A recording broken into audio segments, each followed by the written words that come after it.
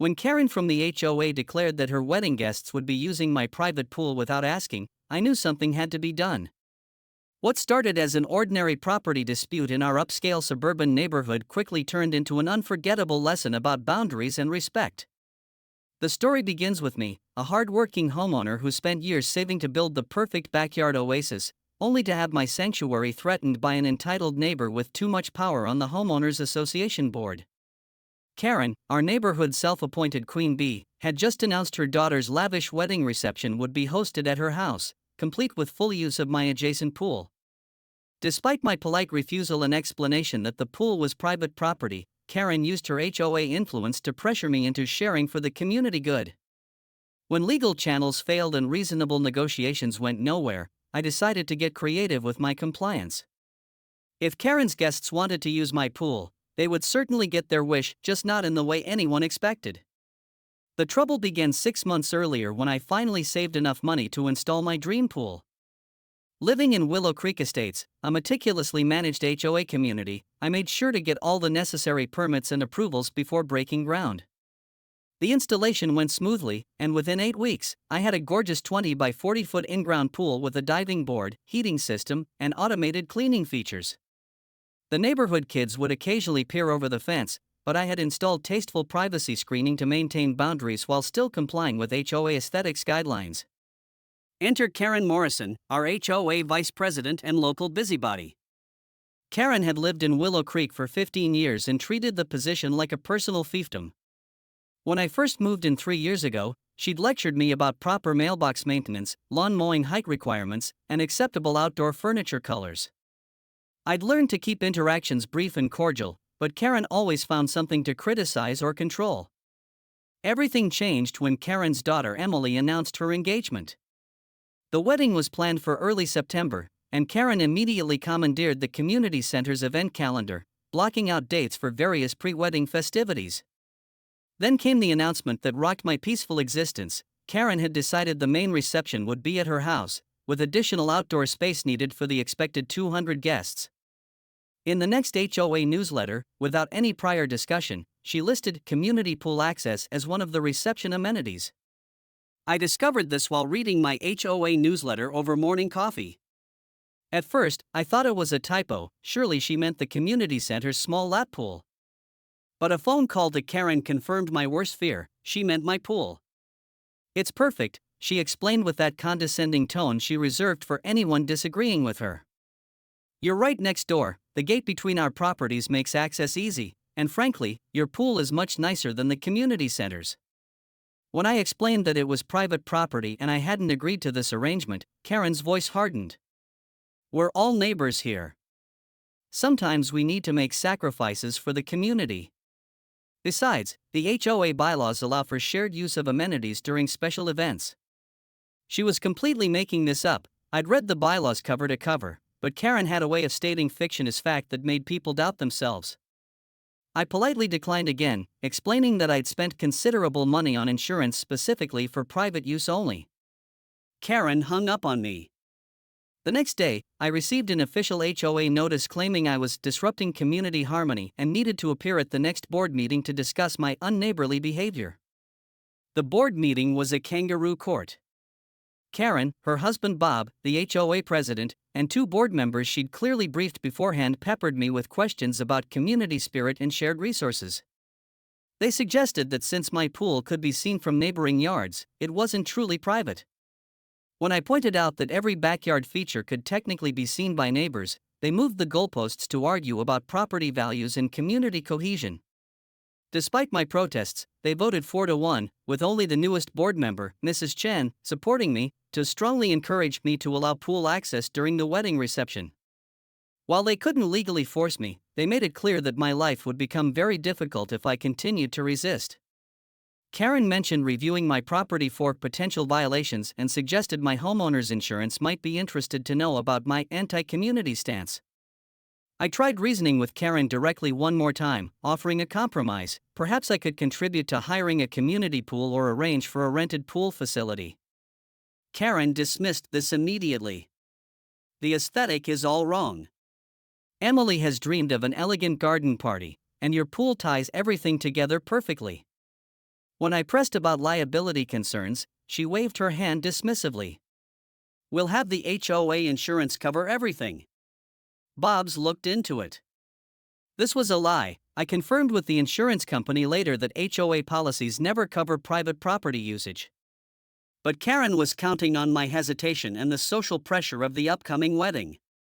Emily was actually a sweet girl who had no idea about her mother's power plays. Other neighbors started giving me looks, clearly influenced by Karen's narrative that I was being unreasonably stubborn about helping a young bride have her dream wedding. The final straw came 2 weeks before the wedding when Karen posted in our neighborhood Facebook group, "Special thanks to my name for agreeing to share his beautiful pool for Emily's reception." What a wonderful example of community spirit. The post received dozens of likes and comments praising both of us. I hadn't agreed to anything, but now the entire neighborhood believed I had. When I commented to clarify, Karen quickly deleted my response and private messaged me, "Don't make this awkward. Everyone's so happy you're being reasonable." That night, as I stared at my pool glowing softly under its LED lighting system, the idea struck me. Karen wanted to use my pool? Fine. She'd get exactly what she asked for. I started researching food-grade gelatin, specifically products designed for large-scale aquatic events. My first few calls to party supply companies yielded nothing, but eventually, I found a specialty effects company that had worked on music videos and commercials. For a substantial fee, they could provide enough gelatin powder to transform my 15,000-gallon pool into the world's largest serving of Jell-O. I chose a classic lime green flavor. It photographed beautifully and matched the wedding's garden theme that Karen had been posting about constantly. The plan required precise timing and considerable secrecy. I arranged for delivery the morning of the wedding day and spent the previous week adjusting my pool's temperature controls to optimize jellification. I even tested the concept in my bathtub first, ensuring the mixture would achieve the perfect consistency, solid enough to surprise guests, but soft enough to prevent injuries. The night before the wedding, I stayed up until 3 a.m., following the specialized instructions for creating pool-sized Jell-O. The process involved heating sections of water, adding the gelatin mixture in stages, and carefully managing the temperature throughout the pool. By dawn, my crystal-clear swimming pool had transformed into a shimmering, translucent green wonderland that barely quivered in the morning breeze. As wedding guests began arriving at noon, the murmur of confusion from next door told me everything I needed to know. Karen's perfectly planned event was about to get interesting. The first scream of surprise came at exactly 12:15 p.m., just as I was sitting on my back porch with a perfectly timed cup of coffee. From my vantage point, I could see everything that was about to unfold.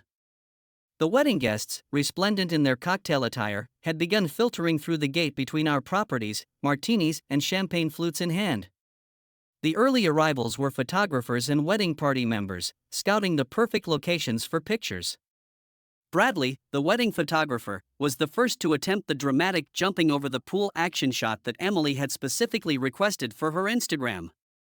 The poor man, wearing a crisp white shirt and dark slacks, took a running start from the deck.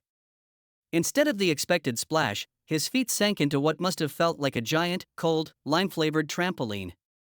The look of confusion on his face was priceless as he tried to take another step, only to find himself wobbling precariously on the surface. By the third attempt to walk across, he realized something was very wrong and called for help. The bridesmaids were next to discover the situation. Amanda, the maid of honor, had kicked off her heels to wade into what she expected to be cool, refreshing water. Her perfectly applied makeup contorted in shock as her pedicured feet disappeared into the green gelatin with a wet squishing sound. She let out a shriek that drew half the wedding party to the pool area. Within minutes, the scene descended into chaos that would make for legendary wedding stories for years to come. Karen emerged from her house like a general surveying a battlefield. Her mother of the bride dress, an elegant champagne-colored number she'd reportedly spent months selecting, remained impeccable as she marched toward the commotion. The look on her face when she saw her carefully curated wedding venue had been transformed into a scene from a children's party gone wrong was worth every penny I'd spent on this elaborate revenge. "What is the meaning of this?" Karen demanded, her voice carrying across both yards. The wedding guests, now numbering close to 50, formed a semicircle around the pool. Some were laughing, others looked confused, and a few entrepreneurial teens had already pulled out their phones to document the spectacle. The groomsmen, thinking it was some form of elaborate entertainment, began testing the surface with various objects they found nearby: a champagne flute, someone's jacket, and eventually, one brave soul's dress shoe. Emily appeared next, radiant in her flowing white gown, completely unaware of the brewing disaster. Her face lit up when she saw the gathered crowd, assuming they were admiring the venue. "Isn't it perfect?" she called out, approaching the pool area. Her smile faltered as she processed the strange, wobbling green mass where water should be. "Mom? What's happening to the pool?" I chose this moment to make my appearance, walking casually from my back door with all the innocence I could muster. "Oh, hello, everyone," I called out cheerfully. "Having a good time with the pool? I thought I'd try something special for the occasion." Karen's eyes locked onto mine with the intensity of a laser-guided missile. If looks could kill, I'd have been instantaneously vaporized. "You," Karen hissed through gritted teeth, "what have you done?" "Well, you said your guests would use my pool," I replied, maintaining my innocent tone. "And technically, they are using it. The HOA bylaws say I need to provide reasonable access to shared amenities during special events. Nowhere does it specify what state those amenities must be in." I'd practiced this speech in my bathroom mirror. The absurdity of the situation began to dawn on everyone simultaneously. Uncle Bob, apparently quite inebriated already despite the early hour, declared it the best damn wedding pool party ever and attempted to dive into the jello headfirst. His trajectory was less dolphin-like and more beached whale-esque as he belly flopped onto the surface, sending gelatinous waves rippling toward the onlookers. This broke whatever tension remained, and laughter erupted from the crowd. Kids who had been hovering at the edges of the party rushed forward, treating the pool like the world's largest bouncy castle. The photographer, ever the professional, began capturing what were undoubtedly the most unique wedding photos in his portfolio. Several guests discovered that with enough momentum, you could actually run across the surface, though most attempts ended with people flailing their arms wildly before sinking to their knees in lime green goo. Karen, however, was not amused. She stormed toward me, her face a mask of controlled fury. "You've ruined Emily's special day. Years of planning, thousands of dollars wasted." Her voice grew louder with each word. "The HOA will hear about this. I'll make sure you're fined for every violation I can find." "Actually," interjected Mrs. Chan, the board member who had voted in my favor originally, stepping forward with her smartphone in hand, "I've been researching HOA bylaws regarding property modification and shared resources. Technically, our friend here has complied completely with the board's directive. He provided access to his pool for the event. The ruling said nothing about the pool's contents or state." Emily, bless her heart, saved the entire situation with the kind of grace that proved she hadn't inherited her mother's worst qualities. She burst into genuine laughter, threw her hands up, and declared, "You know what? This is actually amazing. How many brides can say they had a jello pool at their wedding?" With that, she gathered her dress dramatically and took a few careful steps onto the jello surface, posing for photos that would become legendary in wedding albums. The groom, James, supported his bride's decision wholeheartedly. "Babe, this is incredible. Our kids are going to love hearing about how crazy our wedding was." Soon, the entire wedding party was involved in what could only be described as elegant jello wrestling. Groomsmen helped bridesmaids navigate the slippery surface, flower girls made jello angels, and even the grandparents got involved from the safety of the pool deck. Karen made one last attempt to maintain control, marching to the center of the pool area and demanding that everyone exit immediately so they could salvage the reception. Her imperious stance was somewhat undermined by the fact that her expensive shoes were now covered in green goo, and her perfect hair had been disturbed by a rogue jello splash from her exuberant niece. The turning point came when Bob, Karen's own husband and HOA president, decided to play peacemaker. "Karen, honey," he said gently, placing a hand on her shoulder, "look around. Emily's happy, the guests are having a blast, and we're making memories that'll last a lifetime. Isn't that what really matters?" As the afternoon wore on, my jello pool became the highlight of the wedding reception. Guests took turns attempting various water activities adapted for gelatin, from synchronized swimming to impromptu jello sculpting contests. The wedding caterer, showing remarkable adaptability, even incorporated the theme by serving jello shots to match the pool. Karen eventually retreated to her house, muttering about lawyers and property values, but the damage to her authority was done. Emily's wedding became the stuff of neighborhood legend. The day a HOA power play backfired so spectacularly that it created one of the most joyful, ridiculous celebrations anyone had ever witnessed. As cleanup crews arrived later that evening, armed with industrial pumps and scrapers I'd hired in advance, neighbors gathered to help in what became an impromptu block party. The green-stained wedding guests shared stories and photos, united in an experience none of them would ever forget. Mrs. Chin approached me as the sun set, watching workers efficiently restore my pool to its original state.